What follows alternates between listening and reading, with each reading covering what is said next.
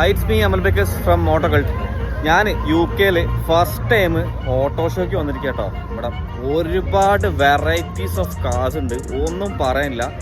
ഒരു രക്ഷയില്ല എന്നൊരു രക്ഷയില്ല.